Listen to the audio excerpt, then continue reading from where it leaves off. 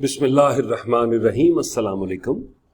बेटा, हमारा आज का टॉपिक है what is the scope of HRM या एचआरएम का स्कोप क्या होता है। एचआरएम के स्कोप की बात की जाए तो इसका बड़ा एक वसी सा स्कोप है। इसमें वो तमाम एक्टिविटीज शामिल हैं जो ह्यूमन रिसोर्स मैनेजमेंट से रिलेटेड है। कुछ एक्टिविटीज को हम डिस्कस करेंगे कि जो एचआरएम के लिए किसी भी कंपनी में पाई जाती है। सबसे पहला पॉइंट है ह्यूमन रिसोर्स प्लानिंग।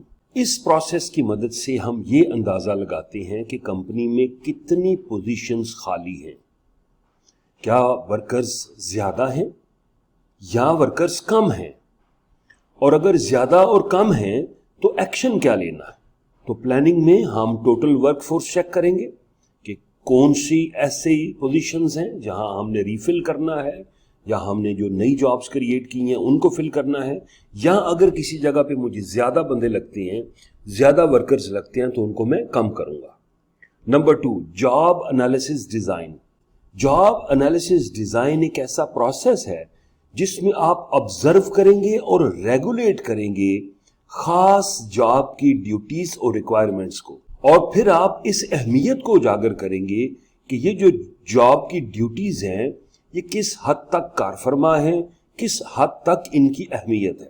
अच्छा, जॉब एनालिसिस डिजाइन का मकसद ये होता है कि वो तमाम इंफॉर्मेशन इकट्ठी की जाए जो एक जॉब को करने के लिए जरूरी होता है, और ये कंपनी की हर जॉब जो होती है, कंपनी की हर पोजीशन जो होती है, उसको स्टडी किया जाता है। तीसरा पॉइंट है जनाब रिक्रूटमेंट एंड सिलेक्शन का। जो इंफॉर्मेशन आप जॉब एनालिसिस डिजाइन में इकट्ठी करेंगे उससे आप रिक्रूटमेंट और सिलेक्शन का अमल करेंगे। अखबार में ऐड देना जॉब के लिए, या इनसाइड कंपनी जॉब को अनाउंस करना कि विद इन कंपनी बंदे जो हैं अप्लाई करें किसी जॉब के लिए, इसको हम रिक्रूटमेंट कहते हैं। मीन्स की सीवीज को कलेक्ट करना फ्रॉम डिफरेंट मीन्स, मुख्तलिफ जगहों से सीवीज को इकट्ठा करना और लिस्ट बनाना रिक्रूटमेंट है, और फिर उनका इंटरव्यू करना और इंटरव्यू करके सिलेक्शन करनी, इसको हम सिलेक्शन कहते हैं। तो रिक्रूटमेंट और सिलेक्शन क्या फर्क हुआ इसमें? रिक्रूटमेंट में हम जॉब अनाउंस करेंगे, सीवीज कलेक्ट करेंगे, लिस्ट बनाएंगे, उस लिस्ट में से फिर हम बंदे पिक करेंगे, उनका इंटरव्यू करके उनको फाइनल ऑफर देंगे, तो ये सिलेक्शन हुई। तीसरा है जनाब ओरिएंटेशन एंड इंडक्शन। जब भी एक ह्यूमन रिसोर्स को, एक एम्प्लॉय को आप जॉब देते हैं, कंपनी में लेके आते हैं, तो पहले दिन तो उसको पता नहीं होता, तो 2 से 3 माह यूजुअली कंपनियों में एक ऐसा पीरियड होता है जिसमें बंदे को हम ओरिएंटेशन कराते हैं। कुछ जगहों पे ये ओरिएंटेशन शॉर्ट होती है, कुछ पोजीशंस के लिए, जैसे लोअर लेवल के लिए पोजीशन, छोटा काम वो कर रहा है, खास डिपार्टमेंट है तो ओरिएंटेशन। लेकिन अगर एक सीनियर पोजीशन है तो उसने पूरी कंपनी को समझना है, तो उसका ओरिएंटेशन का जो टाइम ड्यूरेशन होगा वो ज्यादा होगा। इंडक्शन मीन्स के किसी एक पॉइंट पे बंदे को हुक करना कि वो इधर से जॉब शुरू करे। फिर जनाब ट्रेनिंग एंड डेवलपमेंट। जब एम्प्लॉय काम शुरू करता है तो आप उसकी परफॉर्मेंस चेक करते हैं।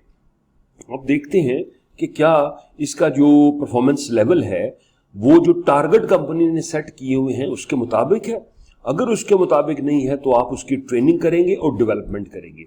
अब ट्रेनिंग और डेवलपमेंट में क्या फर्क है?